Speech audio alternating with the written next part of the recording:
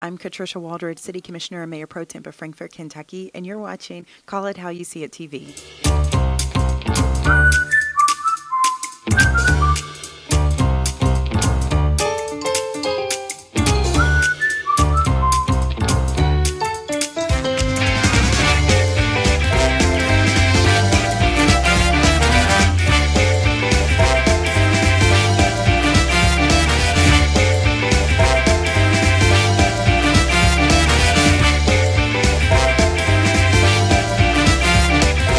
It's Kelly Ufe, and you're now watching Call It How You See It. Thank you for tuning in Call It How You See It TV. It's your host, Kelly Ufe. Today we have one of our special guests, a city commissioner right here in Frankfort. Today we have Patricia Waldridge. Did I say your name right? Katrisha with a K. Yes. Okay. So tell me why you decided to become a city commissioner. I became a city commissioner because of the transparency that we had, lack of transparency in our community, and just being a community voice. I want to know what's going on, and so does everyone else. I wanted to have a commissioner of someone that I would want, and that's someone to be relatable, transparent, and someone that people can really see engaged in the community. I did some research about you. You have a platform called Plant the Seed. Did I say it right? Yes, my platform for primary was planting the seed that will cultivate a thriving Frankfurt. And in that was just planting a seed, and people know that you can't expect a harvest from a seed that's not nurtured, and you can't expect a harvest from a seed that was just planted yesterday. So it does take time to cultivate the soil, plant, and then nurture that for a harvest. And that's just to say that there's going to be some big items that we're going to be working on that may take months, that may take years, and we have to be able to understand that, sit back and let some things happen and not expect things to happen overnight. So what change as a Frankfort City Commissioner, what change do you have here? Well, first and foremost, I feel the community, they relate to me. A lot of times they're not relating to their city commissioners because their city commissioners haven't been very active into the community, attending events and willing to speak one-on-one with them. So I feel, number one, transparency has been huge. Being able to be relatable, being able to speak one-on-one with our residents, and being just available, period, for them to ask questions and be comfortable in asking questions. You are a mom, you are a city commissioner. How do you do your schedule? Wow, my schedule is extremely busy as I have a 9-year-old that's soccer and he's in elementary, and I have a 16-year-old that's football and he's in high school, and then city commission, and then a full-time job with American Cancer Society. So I have a lot going on. But again, when I took this on, my kids are sort of taking on city commission as well. They learn from the meetings, they learn from all the events that we go to. So they travel with me, and we fit it in our family schedule. And we make sure that we carve out personal time for us to spend one-on-one as a family as well. But the community has been very accepting of me. They've been very accepting of my boys, and they just show so much love and support, and it's been amazing. You are a great supporter of Kentucky State University. What was it like working there, actually? Wow, working at Kentucky State, it had its highs and lows. I guess my favorite part was really working one-on-one with the students and being able to plan events for homecoming with them, and just being a mentor for them to come into my office and be able to help them get through the ups and downs that I went through as a student, and being able to speak with someone that understands what they're going through and what's the next step for them. Sometimes college students want to just hurry up, graduate, and then they're like, oh, I'm moving. And I've asked some of my college students, well, where's your next step? Where are you moving? Why are you moving? Well, I just want to get away from here. And I said, but if you don't have a plan, then you're not ready to move. So stay here, get more education, get your master's. And then when you leave Kentucky State, have a plan that will help you and will also benefit Kentucky State later on. As a city commissioner, when the community picked you, what was actually going through your mind at the point when you were like, hey, I got picked? What was going through your mind?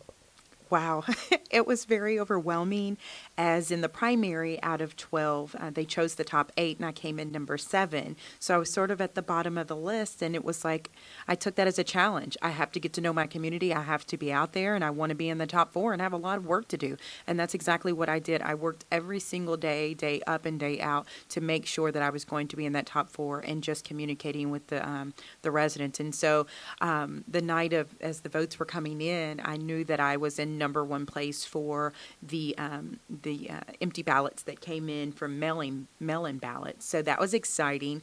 And then as the votes were coming in, I continued to stay at number one, which was a little scary because you never know how many numbers are coming in from different districts. And so as they were coming in, it was very nervy, and I was just like, oh gosh, I've been number one all night long. I'm afraid I'm going to drop at the very last minute, and it was really exciting. And then most important, it was rewarding for my children as much work as they helped put in for me, but just being able to accomplish it because, as an African American woman, I am the first elected African American woman city commissioner here in Frankfort, and that was a big deal. And a lot of people were very excited. Frankfort wants change. And one thing that I can say is Frankfort wants change, and they don't really care about the color. I think sometimes we internalize that a little bit more than we should. And just being able to say, hey, I can do this. And I have what it takes, and getting the community to get on board with you and have that relationship, that's what it takes. So it was very exciting, overwhelming, and I hope and pray that I've been working and doing what I need to do for my community and that they're proud of me. When you were running, what are some of the challenges that you had faced? Can you let the viewers know? Running, I didn't face too many. There were a couple of times that there was some race issues with a couple of individuals. I can't say that that's our community at all, but I think it's a couple of community individuals that have their own side on whether people of color should be running for office and things of that nature. And so I did come across that, as well as one of my competitors came across that as well. However, that didn't keep me from not pushing forward, and that does not describe nor does that negate from what a wonderful community that we have. I think here in Frankfort, of course, there's racism here and there. Wherever you go, there's going to be something. But I think in Frankfort, it's more of a communication problem. And the love that I have gathered from this community, Frankfort is way ahead in being able to be a full community and accepting of all races and religions. And I think that we could be a forefront for Kentucky and the nation to continue moving forward in supporting all the groups that help support that, whether it's Together Frankfort, whether it's Interfaith Council, whether it's For Frankfort. We have many, many community groups that are really helping to say, we welcome all people of nationalities here, religion, and things of that nature. So as a child, did you ever see yourself becoming a city commissioner? No. No, not at all. Actually, I didn't like politics growing up. And I didn't like politicians. I didn't like the whole thing. I felt like it was a scam and, people, paying people off and doing what they want personally. So I never thought of that. But I really don't look at myself still as a politician. I just look at myself as a concerned resident here in Frankfort that was concerned not only for myself, but for my children and other people and their community and their family. And that's the huge thing. So when I speak or there's an issue on the table, I do research. So people voted me to be their voice. So it's not about what I think personally. It's what everyone thinks. So I have to decipher on what the community wants, the good and the positive of what they're wanting. And also, think about the good and positive of what I want and how that all works together. But I make sure that anything that I say or do has research behind it, and I'm willing to stand behind it. Well, since you're on Call It How You See TV, the best TV show, the number one TV show, what's something that you like to do on your spare time for those who don't know? Actually, we love going to amusement parks. So we are thrillists, my sons and myself. We enjoy going to theme parks and riding roller coasters. That's huge for us. Other than that, we love being out in the yard. We love sports, and we're very competitive. So for the younger generation out there that want to be like you, that's looking at you, looking up to you, what encouragement do you have for them?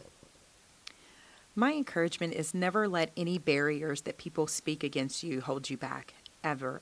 I was an adopted child. I was in foster care, and there are many things that I've gone through in my life as a youth. And even my foster family, my father was very abusive to me all the way through high school. And I could have let that tear me down, be a horrible person, be negative. But I didn't. I know what I wanted for my life. And then when I had children, I knew how to try to be the best mom that I could be. And I got to express love in the way that I see what love is. I got to express motherhood the way I wanted to see what motherhood was, even though I never really experienced motherhood and a fatherhood and that connection. So I would tell students, go for the stars. Shoot for the stars, keep moving. Don't let anything in your past or your family's lineage hold you back. Your life is your life, and you get to step forward. And the more you step forward, the more it's going to help your family come along further. And then I also would leave you with this, that once you make it and once you go somewhere, always reach back and help those in your community and those behind you. Because if you keep it all bottled in, then it's not helping anyone but yourself. And in today's society, we have to be a people of humanity to want to reach out and help others. And we have to reach out and help those people in those communities. I did my research about you. Such an interesting story, a piece that you really had said. I didn't know you was an adopted child. But you are in an organization. Can you tell the viewers about that? Yes, I'm a member of Delta Sigma Theta Sorority Incorporated. We were founded in 1913, January 13th, 1913. And we are a community service-driven sorority. Some sororities and fraternities end when you graduate when you graduate college, and we continue through our adulthood. And we reach out to so many different people in different communities across the nation and other countries as well. We do health issues. We have AVOL over in Africa as well. We have a school over there. We did the march many years ago. We are very involved from politics all the way down to community service to helping someone find a home, helping someone, find food. We're there, and little small chapters across America are working hard for our national focus. And one last question. Do you have a special project coming out, a special book about yourself? I think that the viewers will want to know about that.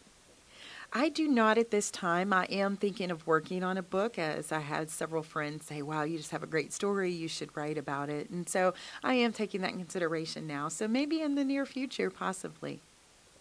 Well, thank you so much for coming to my show and giving me the opportunity to actually interview you and actually learn a little bit about you. So thank you once more again. And thank you for coming to Cali How You See TV. Thank you.